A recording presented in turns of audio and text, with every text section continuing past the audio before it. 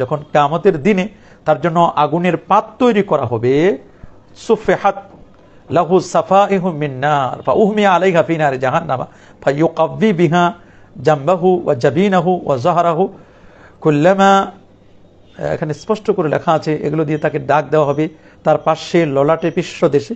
এরপর যখন উত্তপ্ততা কমে যাবে তখন পুনরায় তা উত্তপ্ত করা হবে।